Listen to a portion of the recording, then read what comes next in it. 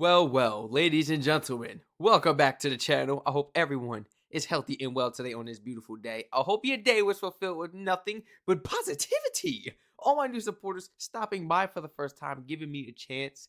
Thank you so much, and I hope everyone enjoys this video today just as much as myself. Here we go. This is one of them crazy ones. This was highly recommended, and I know you all have been waiting for me to go ahead and react to this. So, here we go. Today I'll be reacting to Mark Carney's speech. Now, his most recent speech is actually called The Principled and Pragmatic Canada's Path. Trending all over YouTube. It's all on my recommendation feed. It's flooding all through my comments, my DMs. I've been looking, guys. I've been seeing the comments and everything. And you guys already know your boy Strac was going to check this out. So after this speech, I'm not going to pause. I'm not really going to pause too much unless it's truly appropriate. But after this speech, I'm going to go ahead to another source and we're going to read up on this speech and what it means. What this speech is basically indicating for the U.S. and this relationship between America and Canada. What is it proposing and what does this mean for the future of our relationship? Let's jump right into this. I'm really excited. Original video links will be down below in the description. Here we go. Is submitted to no limits, no constraints. On the other hand, I would like to tell you that the other countries, especially intermediate powers like Canada, are not powerless. They have the capacity to build a new order that encompasses our values, such as respect for human rights, sustainable development, solidarity, sovereignty, and territorial integrity of the various states. The power of the less power starts with honesty. Yep. It seems that every day we're reminded that we live in an era of great power rivalry, that the rules-based order is fading, that the strong can do what they can and the weak must suffer what they must. And this aphorism of Thucydides is presented as inevitable, as the natural logic of international relations reasserting itself. And faced with this logic, there is a strong tendency for countries to go along to get along, to accommodate, to avoid trouble, to hope that compliance will buy safety. Well, it won't. So what are our options? In 1978, the Czech dissident Václav Havel, later president, wrote an essay called The Power of the Powerless. And in it, he asked a simple question: how did the communist system sustain itself? And his answer began with a greengrocer. Every morning, this shopkeeper places a sign in his window: "Workers of the world unite." He doesn't believe it. No one does.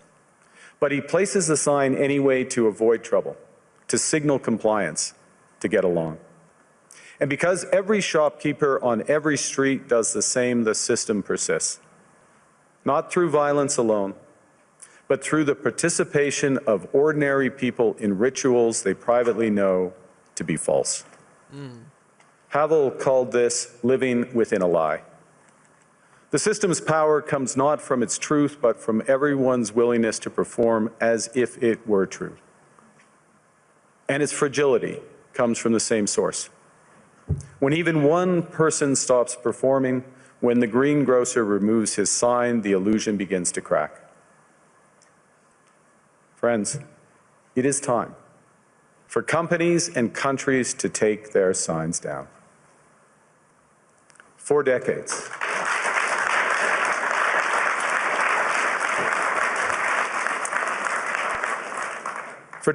countries like Canada prospered under what we called the rules-based international order. We joined its institutions, we praised its principles, we benefited from its predictability. And because of that, we could pursue values-based foreign policies under its protection. We knew the story of the international rules-based order was partially false, that the strongest would exempt themselves when convenient, that trade rules were enforced asymmetrically. And we knew that international law applied with varying rigor depending on the identity of the accused or the victim. This fiction was useful. And American hegemony in particular helped provide public goods, open sea lanes, a stable financial system, collective security, and support for frameworks for resolving disputes. So we placed the sign in the window. We participated in the rituals. And we largely avoided calling out the gaps between rhetoric and reality. This bargain no longer works. Let me be direct. Hey, I was keeping your mouth. I was keeping your mouths closed for a very long time. And these things were noticeable. Just didn't make it aware. It's all stopping now, though. Hey. We are in the midst of a rupture, not a transition. Over the past 2 decades, a series of crises in finance, health, energy, and geopolitics have laid bare the risks of extreme global integration. But more recently, great powers have begun using economic integration as weapons. Tariffs as leverage, financial infrastructure as coercion, supply chains as vulnerabilities to be exploited. You cannot live within the lie of mutual benefit through integration when integration becomes the source of your subordination. Facts. The multilateral institutions on which the middle powers have relied, the WTO, the UN, the COP, the architecture, the very architecture of collective problem solving are under threat. And as a result, many countries are drawing the same conclusions, that they must develop greater strategic autonomy in energy, food, critical minerals, in finance and supply chains. And this impulse is understandable. A country that can't feed itself, fuel itself, or defend itself has few options. When the rules no longer protect you, you must protect yourself. Nah, yeah, because like that's crazy. Imagine setting rules and certain policies and stuff, and like if that can't even be followed, you're doomed. Where's the peace at? You know? Be clear-eyed about where this leads. A world of fortresses will be poorer, more fragile, and less sustainable. And there's another truth. If great powers abandon even the pretense of rules and values for the unhindered pursuit of their power and interests, the gains from transactionalism will become harder to replicate. Hegemons cannot continually monetize their relationships. Allies will diversify to hedge against uncertainty.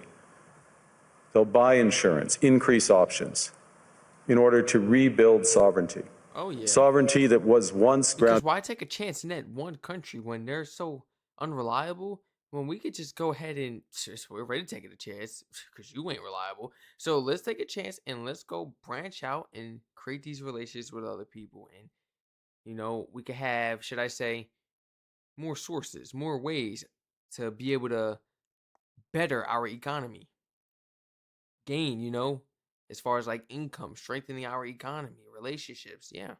Rather than going all in for that one person and they're just not there. They're not reliable. They're not trustworthy. They try to extort you the whole time. That's crazy, bro. That's so conniving. Uncertainty.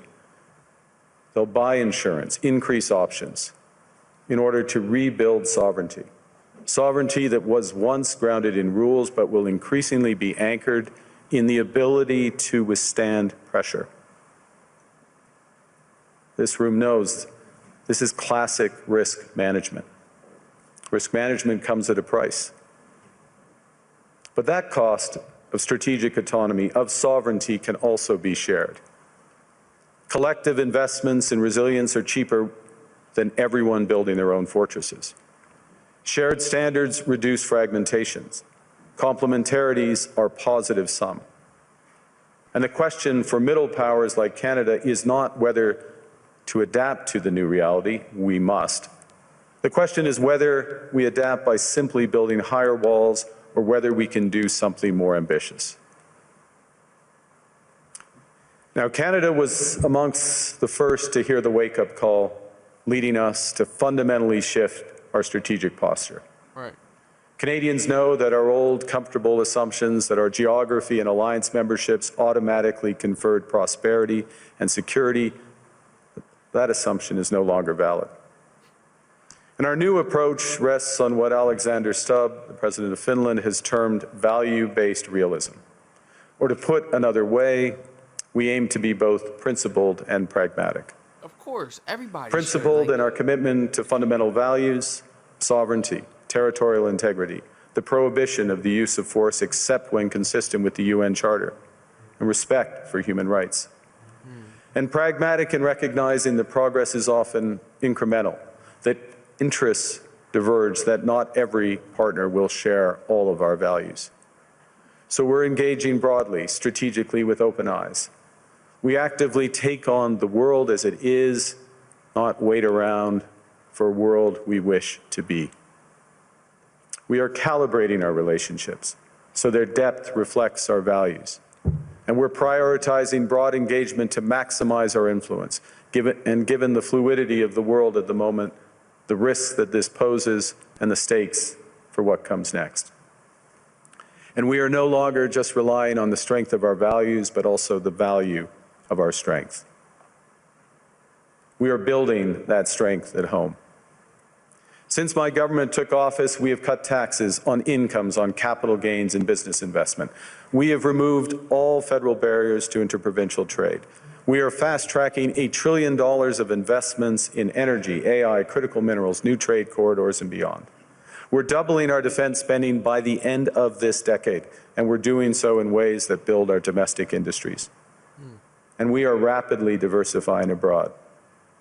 We've agreed a comprehensive strategic partnership with the EU, including joining SAFE, the European Defence Procurement Arrangements. We have signed 12 other trade and security deals on 4 continents in 6 months. 12. 12?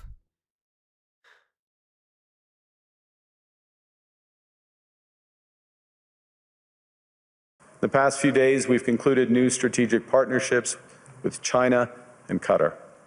We're negotiating free trade pacts with India, ASEAN, Thailand, Philippines, and Mercosur. We're doing something else.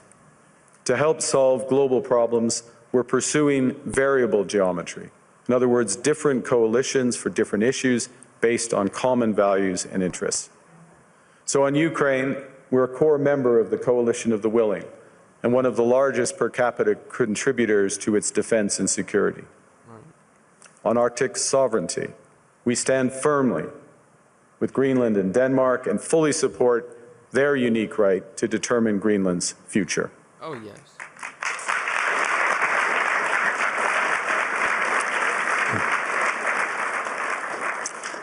Our commitment to NATO's Article 5 is unwavering. So we're working with our NATO allies, including the Nordic-Baltic 8, to further secure the alliance's northern and western flanks, including through Canada's unprecedented investments in over-the-horizon radar, in submarines, in aircraft, and boots on the ground, boots on the ice. Canada strongly opposes tariffs over Greenland and calls for focused talks to achieve our shared objectives of security and prosperity in the Arctic. On plurilateral trade, we're championing efforts to build a bridge between the Trans-Pacific Partnership and the European Union, which would create a new trading bloc of 1.5 billion people. On critical minerals, we're forming buyers' clubs anchored in the G7 so that the world can diversify away from concentrated supply. And on AI, we're cooperating with like-minded democracies to ensure that we won't ultimately be forced to choose between hegemons and hyperscalers. This is not naive multilateralism, nor is it relying on their institutions. It's building coalitions that work, issues by issue, with partners who share enough common ground to act together. Yeah. In some cases, this will be the vast majority of nations. What it's doing is creating a dense web of connections across trade, investment, culture, on which we can draw for future challenges and opportunities. argue the middle powers must act together because if we're not at the table, we're on the menu. That was a shot. He just threw a shot at us. Oh my gosh. That was crazy. He just threw a shot at us.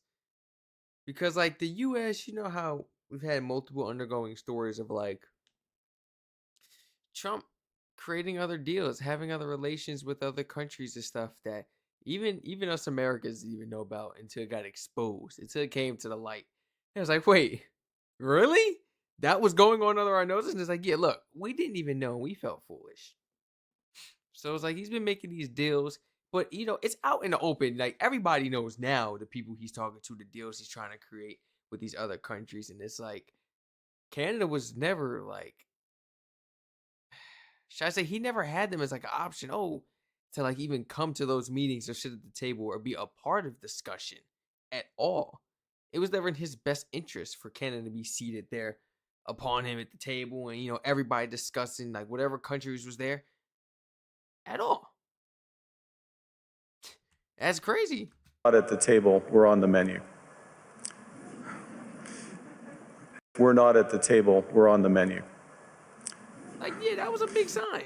That was a big sign, but there was no shots subliminally thrown towards Canada at that time. No threats or anything about your sovereignty, the 51st state. Like, there was none of that. None of that was even a thing. It wasn't even in his mind yet. So, of course, Canada wasn't probably thinking like, well, especially when it got exposed, Canada wasn't thinking like, well, why weren't we there? Like, why weren't we invited to that to begin with? Or did you guys like think nothing of it? Because that right there could have been that first question. It's like, well, why weren't we involved in that conversation? They got it out for us or something? Like, Now I'm thinking But I'd about also it. say that great powers can afford for now to go it alone. They have the market size, the military capacity, and the leverage to dictate terms. Middle powers do not. But when we only negotiate bilaterally with a hegemon, we negotiate from weakness. We accept what's offered. We compete with each other to be the most accommodating. This is not sovereignty. It's the performance of sovereignty while accepting subordination. In a world of great power rivalry, the countries in between have a choice: compete with each other for favor or to combine to create a third path with impact. All right. We shouldn't allow the rise of hard power to blind us to the fact that the power of legitimacy, integrity, and rules will remain strong if we choose to wield them together. Which brings me back to Havel. What does it mean for middle powers to live the truth? Well, first, it means naming reality. Stop invoking rules-based international order as though it still functions as advertised. Call it what it is: a system of intensifying great power rivalry where the most powerful pursue their interests using economic integration as coercion. It means acting consistently, applying the same standards to allies and rivals. When middle powers criticize economic intimidation from one direction but stay silent when it comes from another, we are keeping the sign in the window. It means building what we claim to believe in. Rather than waiting for the old order to be restored, it means creating institutions and agreements that function as described. And it means reducing the leverage that enables coercion. That's building a strong domestic economy. It should be every government's immediate priority. And diversification internationally is not just economic prudence, it's a material foundation for honest foreign policy, because countries earn the right to principled stands by reducing their vulnerability to retaliation. So Canada. Canada has what the world wants. We are an energy superpower. We hold vast reserves of critical minerals. We have the most educated population in the world. Our pension funds are amongst the world's largest and most sophisticated investors. In other words, we have capital, talent. We also have a government with immense fiscal capacity to act decisively. And we have the values to which many others aspire. Canada is a pluralistic society that works. Our public square is loud, diverse, and free. Canadians remain committed to sustainability. We are a stable and reliable partner in a world that is anything but. A partner that builds and values relationships for the long term. Right. And we have something else. We have a recognition of what's happening and a determination to act accordingly. We understand that this rupture calls for more than adaptation. It calls for honesty about the world as it is. We are taking the sign out of the window. We know the old order is not coming back. We shouldn't mourn it. Nostalgia is not a strategy. But we believe that from the fracture, we can build something bigger, better, stronger, more just. This is the task of the middle powers. The countries that have the most to lose from a world of fortresses and a most to gain from genuine cooperation. The powerful have their power. But we have something too. The capacity to stop pretending, to name reality, to build our strength at home, and to act together. Right. That is Canada's path. We choose it openly and confidently, and it is a path wide open to any country willing to take it with us. Wow. Thank you. Look at that. That was an open statement, and this is for any country willing to take it with us. Let's work. You see what I'm saying? And imagine all the other countries out there that may not be dealing with Canada right now. They're probably like, or even tried to reach out to Canada. They may be like, oh, because think about it. There's smaller countries that have issues going on, but they don't have much to offer. They don't have much to give to Canada in exchange for what Canada has to offer. If you're dealing with the U.S., if they're even familiar with our trading tactics, they're probably like, well, I don't think we have enough to mess with Canada then. I don't think we have enough money or enough this or strong enough military or this and that and that. They get to thinking about all these things. It's like, well, why leave your country there for dead? Reach out. Because we do have world leaders like Carney that literally just said in his speech, this is open. This is open. If you want to take this route with us, we're here. That's beautiful. And that kind of makes me feel jealous at the same time. Even though like I'm always welcome in Canada and stuff, you know? Love my Canadians. My Canadians love me, at least I hope. But like it does kind of make me jealous knowing that other people get that opportunity for the relationship, the stuff that we literally had. We were literally like this. We had what everybody wanted. We had what everybody wanted. Like what? We were the closest of the closest. And that's so crazy. Let's go ahead and you very much.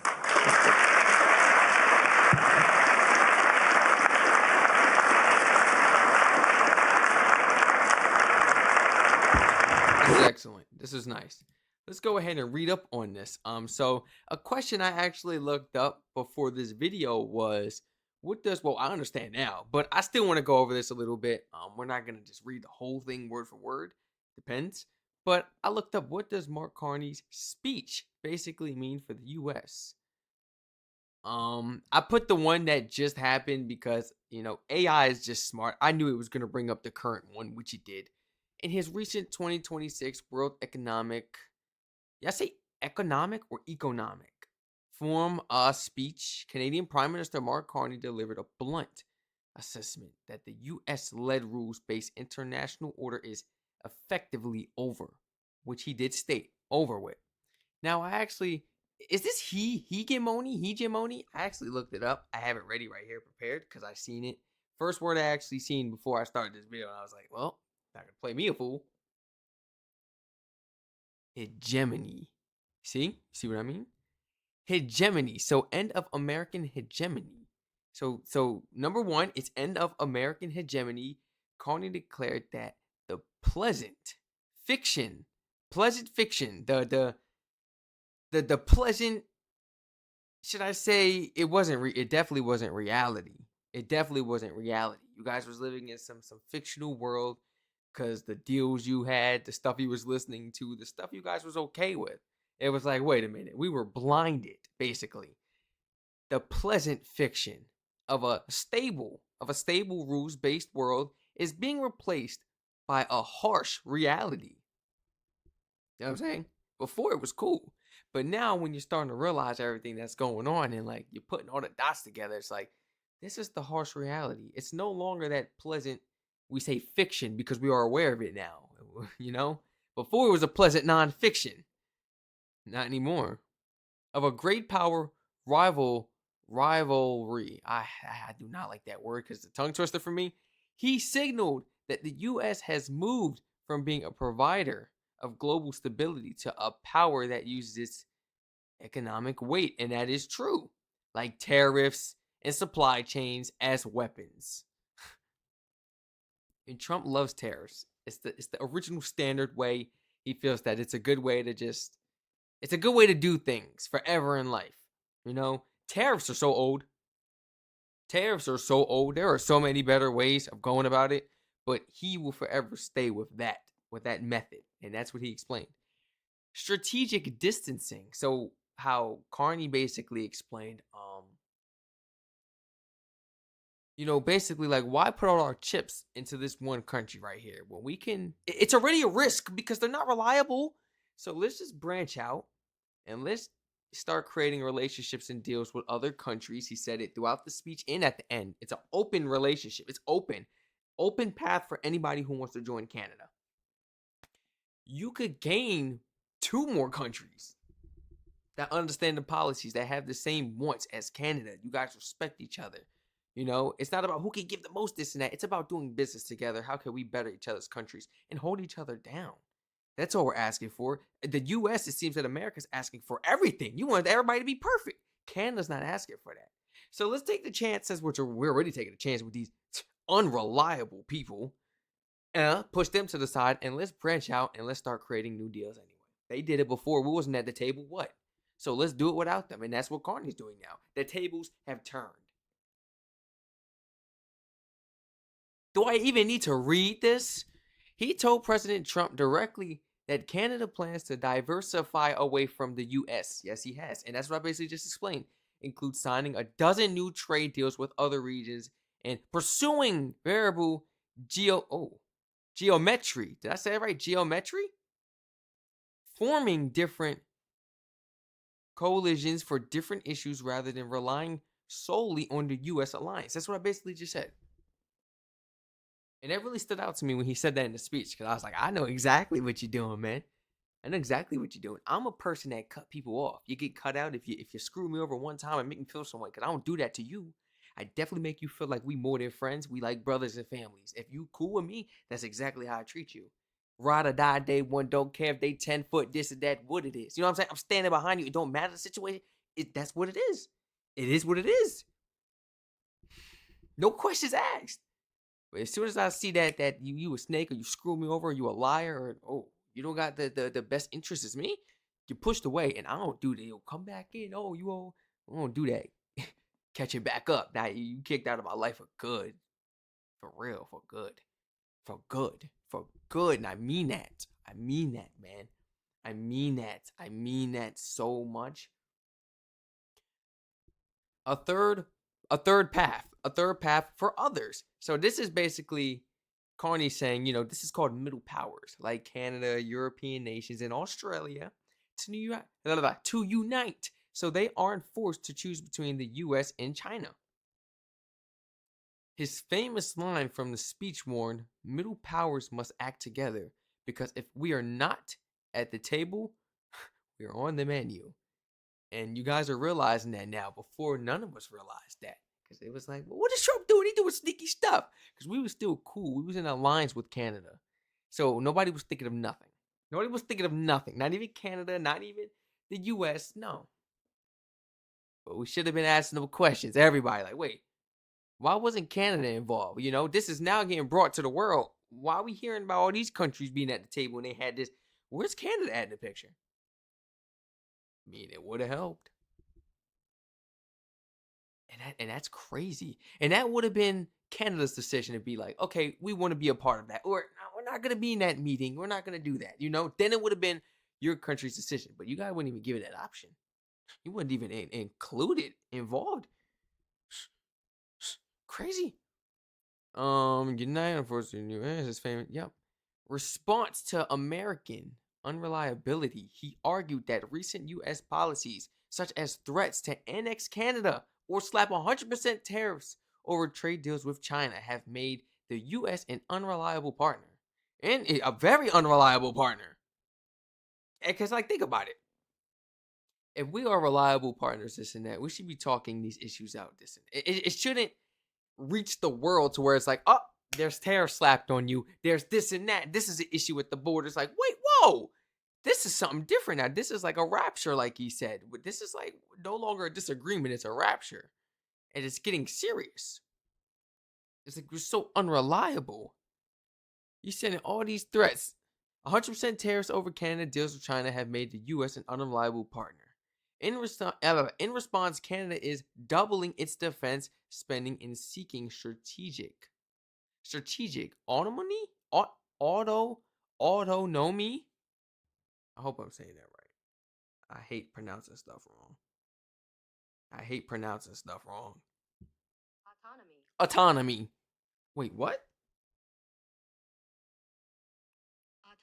Autonomy. I was not pronouncing that right. Autonomy. Wait, where's that other word I just said then? Where's that other word that I just said? Where's that other word I just said? Wait.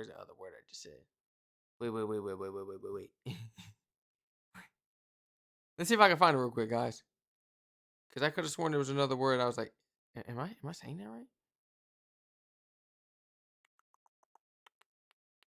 Oh my gosh, it's gonna drive me crazy. I hope I pronounced it right.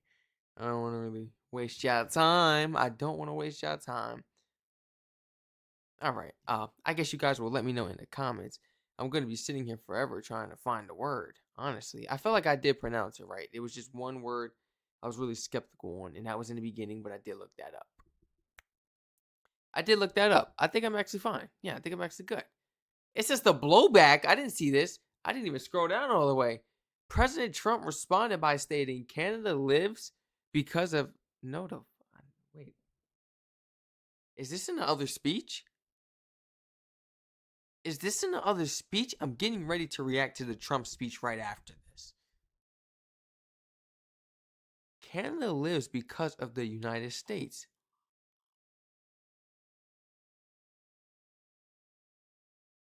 What the wait, he really said that? And subsequently revoked Carney's invitation to his Board of Peace? Carney has since doubled down, telling reporters, I meant what I said in Davos. Davos or Davos? Like I said, look, I don't like pronouncing stuff wrong. You want to be some of the smartest in the world, some of the educated, most intellectual, one of the most wise? You need to learn how to pronounce stuff first. You know what I'm saying? Davos. I meant what I said in Davos. This was amazing, guys. Thank you so much for joining me today to check out this speech. Feel free to like, comment, subscribe, and turn all post notifications on. Feel free to share your honest thoughts and opinions down below in the comment section. Educate me and the rest of the world. You know, anything you would like to break down from this video, anything you feel may have flown over my head and you wanna make it known to the world, make it known to me, please let me know. Everybody, I know what to do. Go ahead and spam the comments, like everybody's comments. If it's something very informative for me and for everybody else to read up on, go ahead and like the comment, because I like to go to the comments with the most likes as well. It stands out the most and it gets shown first in that feed. Other than that, feel free to check out the Twitch. Feel free to check out my other YouTube channels in the description. Feel free to just educate me in the comments, guys. What are your personal thoughts on this? I know you guys are happy. This is over. I know you guys are like, well, this is something we should have been, decided. Were you guys thinking anything? Were you skeptical about that situation years ago when you found out, Trump was involved in like these certain emails and messaging these other world leaders, before actually meeting in person, like arranging certain things, but Canada wasn't included. Were you guys a little skeptical about that around that time when you heard about that, or did it kind of go over your heads as well? Because I wasn't really thinking about that around that time. Yet again, this is way before I even started these channels, so I wasn't really thinking that at all. My mind was not there. Thank you so much, everyone, for joining me today. If you are actually new to the channel, I hope you enjoyed this video just as much as myself. Stay safe, everyone. I love you all, and I hope to catch you all in the next reaction video.